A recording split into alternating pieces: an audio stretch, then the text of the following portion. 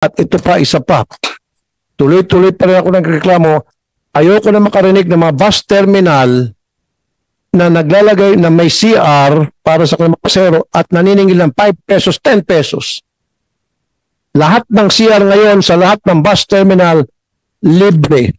Pag ako makatsamba dyan, sa maniwala kayo sa hindi, subukan ko pumunta sa bus terminal at kapag meron pa rin bus terminal na naniningil sa mga CR, pagmumurahin ko kayo, promise. Nakapagod na eh. Oh no, stop. Stop. Kayo ang LTFRB, kayong otoridad. Hingi pa kayo ng permiso, konsulta doon sa may-ari ng boss, yung kumpanya, kung okay lang ba maglagay ng CCTV sa lumang bus ninyo. Ano bang klaseng otoridad kayo? Eh, wag na kayo maging otoridad. No! Director, Since you're the authority, you should be the one who calls the shot. God damn.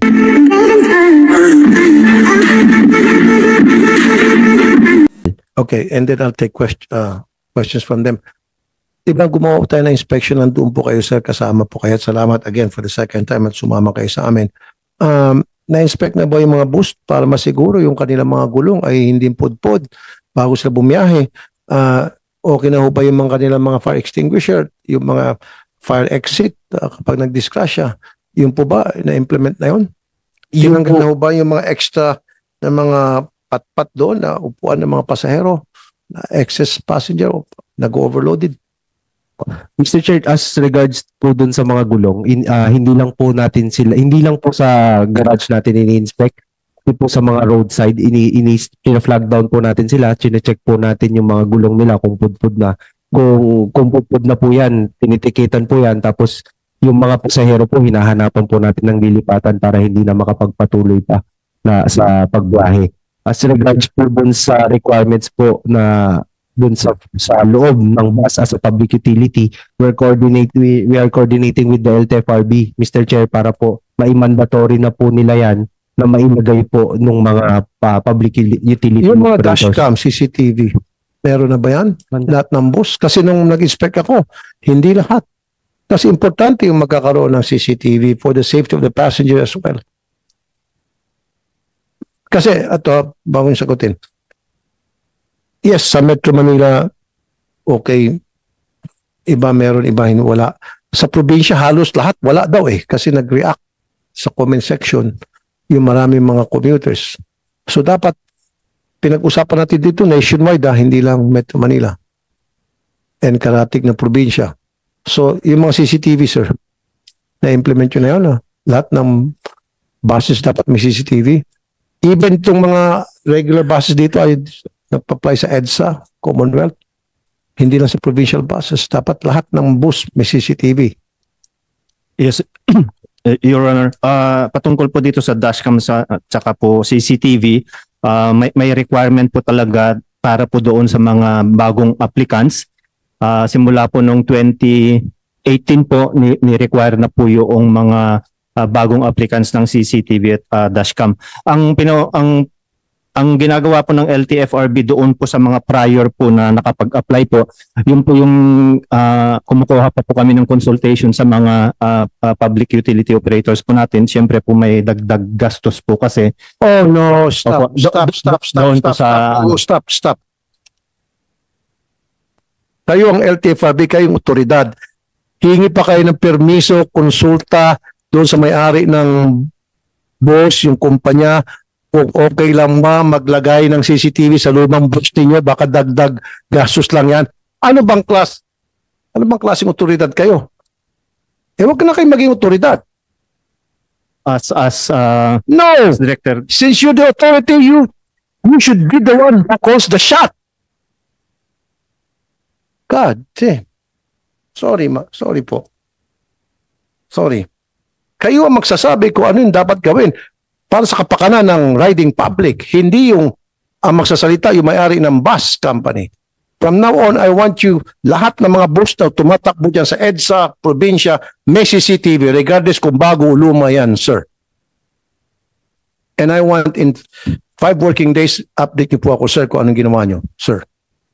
Your Honor, Yes, if I Your may, Yes, tama po kayo. So magtutulungan po kami ng LTFRB to implement things that you mentioned today, wherein ika nga yung paghingi po ng paalam, I think it is in our authority po to implement things as long as safety po ang ating objective. Thank you, Your sir. Honor. Thank you.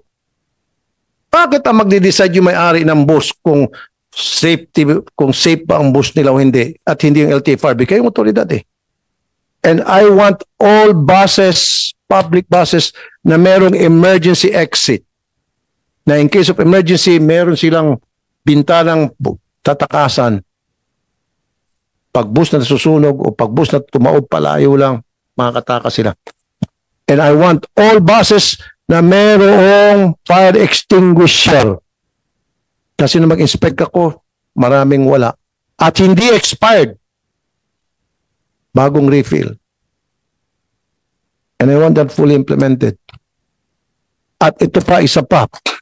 Tuloy-tuloy pa rin ako nagreklamo. Ayoko na makarinig ng mga bus terminal na naglalagay na may CR para sa kanilang pasahero at naniningil ng 5 pesos, 10 pesos. Lahat ng CR ngayon sa lahat ng bus terminal, libre. Pag ako makatsamba dyan, sa maniwala kayo sa hindi, minsan pupunta ko ng probinsya, pupunta ko Isabela, pupunta ko ng Batangas, subukan ko, pupunta ko ng Cebu, subukan ko pumunta sa bus terminal, incognito.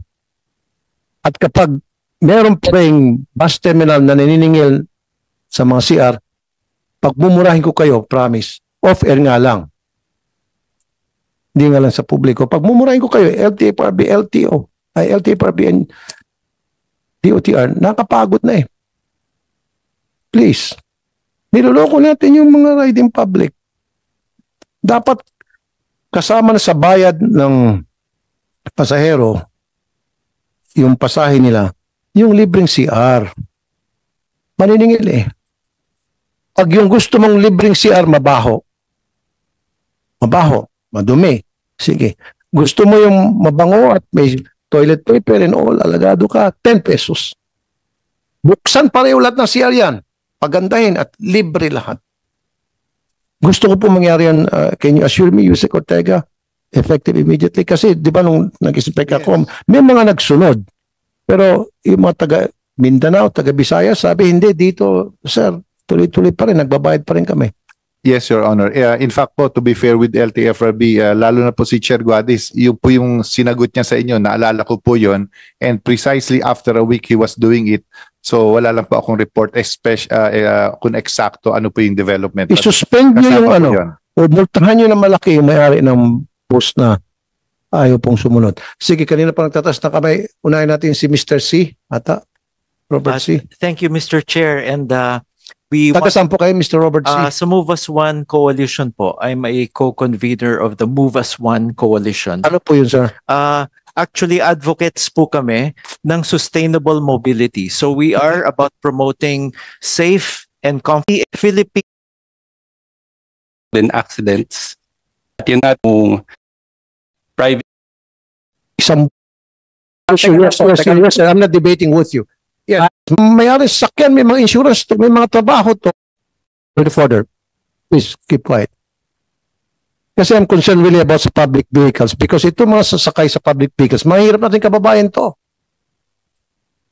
Karami sa kanila mga pobre, masa.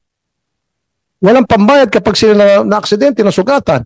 Although kapag halimbawa, let's compare one-on-one, na-aksidente yung isang kotse, ilan lang sakay niyan. Na-aksidente yung isang bus, si dosenang sakay niyan. Yun eh.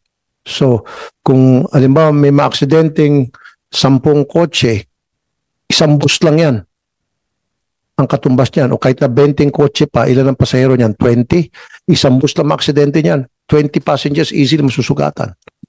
Let's talk about people's lives. Yes. Let's not talk about yung unit. I think it's still the fact still remains that a big contributor, top True. contributor, Well, it may be true. are cars. And I True. think yun nga, base po sa reporting It may be true kasi mas marami ang kotse Oh. kaysa sa public vehicles.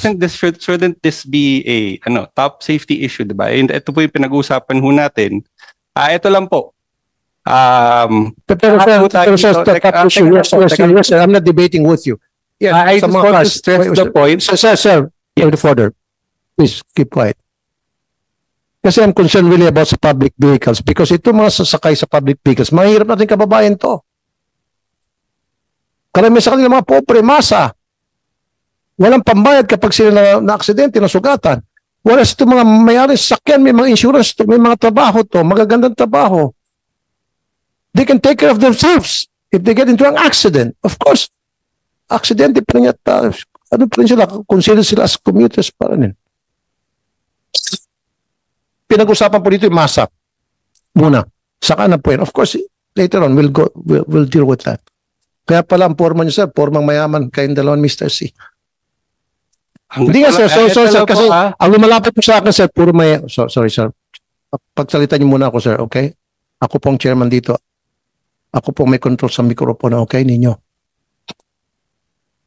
Lahat po ng lumalapit sa akin sa programa ko, mga pasahero, mga pedestrians, na mga mahirap.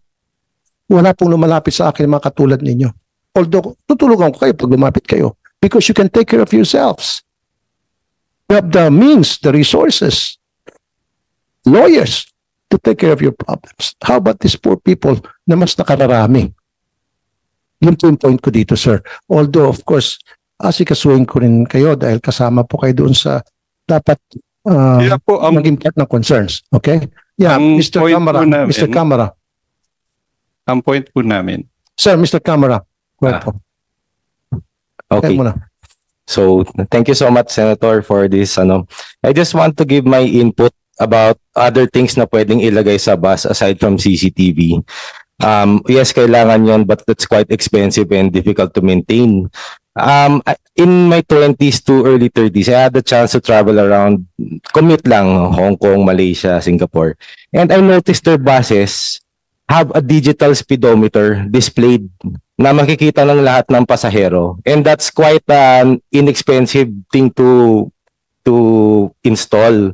So maybe we can have that on the buses so that if the public can see that the bus is overspeeding, they can simply take a video and report it directly to the DOTR LTO. And then, since you said nga, no, a lot of the commuters are mahirap, put a reward. Pag nag-report sila na, ito, nakita ko nag-overspeeding, o di may reward sila. Good idea. Diba? You turn your public into your CCTV. And the digital speedometer is quite affordable to install. Yeah, I agree with Mr. Camara. Maganda yan, magkaroon ng programa ang LTO na pag merong nag-speeding dyan o may pasuray-suray dyan na driver, pipitikan ng camera and then isa-submit sa LTO and then LTO will take over kung anong narapat na parusa o ipatatawag, show cause order, etc. So I think it's a good idea para makatulong yun para pag-ayos sa traffic. Now, babalikan kita Mr. Nolasco later. Bike lanes. Marami sa mga bike lanes natin na hindi ginagalang nitong mga kotse, itong mga bus. Ba't pa tayo naglagay ng bike lanes kung inahaging-hagingan lang, dinadaplis-taplisan o inukupa ng mga taxi o ano pa masasakyan itong mga bike lanes natin, DOTR? Tama po kayo, Sen, sa observation niyo po na medyo in reality po talaga may mga instances, maraming instances wherein yung mga bike lanes po natin ay talagang hindi po nabibigyan respeto ng ating mga motorista. Kaya nga kami nga po, humingi nga kami ng tulong sa SAIC even though hindi rin ganun kalakihan ang opisina ng SAIC under kay ASICLIM. Nagkakaroon po sila ng mga certain days na may programa po na nanghuhuli po. Siguro po ang kailangan po natin dito is really education sa ating mga motorista na kung anong respeto po yung ibibigay natin sa pedestrian, maaari po ibigay rin natin sa ating mga bisiklista po. Sir, kung nanguhuli kayo dun sa bus lane, sa EDSA, good yan. Okay na okay ako dyan. Dapat manguhuli din kayo dun sa nag-violate sa bike lanes. Di ba? Wala akong nakikita ng huli dyan sa nag-violate ng bike lanes. Dapat yung pag sinabing bike lanes, puro mga bisikleta lang dumada dyan at nirespeto. Walang motor dyan. Tama po kayo. I'll just double check po kung may karapat na kaming mag-fine. Ano? Pero definitely po, there are instances na tumutulong nga po yung SAIC sa paghuli po ng mga DOT gumagapit sa bike lane. Then dapat bigyan kayo ng panikit ng LTO. Di ba? I-deputize kayo yung SAIC. So lahat ng mga motorista na nagbabiolate ng bike lanes, tikitan. Ito po, ang kasasabi lang po sa akin ni ED po. LTO, Attorney Greg, sir, pwede yun, di ba? Yung nagbabiolate ng bike lanes na yung mga taxi dyan o kotse o motor na gumagamit ng bike lanes at wala nang itsapwera na yung mga bikers nagbibisikleta, multahan. Pwede? Opo, Mr. Chair. Pwede pong tikitan yan, and in addition to that, Mr. Chair, marami rin pong nagre-report sa amin na pumaparada sa bike lane, nagpapark sa bike lane, or nag-stay sa bike lane. Sinusyokos po namin yun. Tapos kapag po napatunayan na wala naman dahilan, the appropriate penalty ini-impose po namin doon sa registered owner or kung sino man po yung mamaneho at the time of the incident na sinend sa amin. Okay, so gusto ko po in 5 working days again, implemented na po yan na meron nagbabantay sa mga bike lanes natin at naninikit. Seryoso po ako, sir. Kasi napipikon po ako, although I'm not a biker, pero marami ako nakikita na nagbibisikleta na in fact yung iba nagreklamo sa akin na sa side sweep, nahagingan, muntik-muntikan na. Kaya naglagay tayo ng bike lane para makatipid yung mga kababayan natin at di ba? Magamit ng mga gustong gumamit ng bike lane. Yes, sir. Opo, Mr. Chair. We will magdadeploy po kami ng mas marami and we will coordinate with MMDA kasi mas meron din po sila sa MMDA. MMDA, okay ba yun? Yeah, good morning, Mr. Chair. Actually, we have a unit, yung Bike Lane Operations Program. Hindi lang po ito. Kalat kasi, meron kami sa Ross Boulevard, sa Commonwealth, EDSA, C5. Nag-operate sila. We can give you the report ng kanilang apprehensions. Okay. Now, thank you. Now, let's move on sa naman, pedestrian. Pati driver ko, napapagalitan ko to. Minsan, driver ko, totoo, nabatukan ko 2 beses na ata, driver ko. Dumaan kami sa pedestrian, natutulog ako, pagising ko dumiretso, tapos tumayo sa gitna ng pedestrian, binatukan ko ng driver ko. Kung meron ng huli doon, papahuli ko. Hindi nga, bakit yung mga pedestrians natin hindi nirespeto? Anong may problema? Siguro maglagay tayo ng humps. Maliban na lang kung merong stoplight. Kung walang stoplight, let's put a humps. Para talagang pilitan tong mga sasakyan na tumigil. Kasi ang nangyari, kung walang humps, hindi nirespeto yung mga pedestrian. Tuloy-tuloy lang yan. Yung pedestrian tatayo, ang nakakawa pa niyan, buntis o dilikya, may karga-kargang baby, hihinto sa gitna, ayaw pagbigyan, tuloy-tuloy lang, hala, jeep, taxi, lahat. Tapos ngayon, magpapatentero itong pedestrian. In some cases, nasasagasaan. And then, bago ko makalimutan, I think this is DOTR o sino ba ito sa LGU, i-require nyo lahat na may-ari ng mall na maglagay pa ng karagdagan ng mga footbridge overpass. Kasi ang lalaki ng kinikita ng mga hinayupak na ito, I'm sorry, itong mga taong ito, and then ang nilalagay nila na footbridge, isa lang, at sila nga nagkukos ng traffic. Ang lalagay silang pedestrian, yung pedestrian nga hindi respeto. So dapat maglagay sila 2, 3, I don't care, 3 footbridge. Different strategic location. Yes, sir. Yes, Sir Honor. Alam mo, salamat po yung sa sinasabi nyo ngayon, Senator, na maglagay ng harang. Precisely yung po yung position din namin sa DOTR dahil nasa amin po yung bike lane at saka pedestrian, wherein ang aming proposal nga po, kailangan po sana namin makumbinsi yung ibang nating kasamaan sa ahensya na maglagay po tayo ng certain protection po, hindi lang po yung linya, hindi lang po yung pintura. Dahil alam naman po natin gaano kadelikado pag natamaan yung siklista or yung pedestrian. So we are into that approach po na magbigay po tayo ng certain physical barrier po para mas maproteksyon na natin ang ating mga pedestrian at saka mga siklista. And just to add lang, Your Honor, regarding yung sa sinasabi niyong footbridge, kami po ay merong ongoing talks with certain malls na magkaroon po ng mga footbridges para po matulungan po yung ating mga pedestrian. Kasi ang napansin ko dito, sir, sa mga malls, sa mga especially medyo probinsya na, isang footbridge lang. Tapos ang layo pala lakarin ng mga tao. Kaya ang iba napipilitan na lang tumawid, magsapalaran. Saan? Diba? Yung mga malls na yan, i-require natin maglagay ng 2-3 footbridge strategically located for the convenience of their shoppers and for the convenience of the commuters. Padagdagan po natin, sir. Kung kailangan batas yan, sir, pagpapasa ko ng batas. Pero siguro pwede na kahit na hindi batas, kayo po mag-require sa mga may-ari ng malls na yan. Diba, sir? Okay.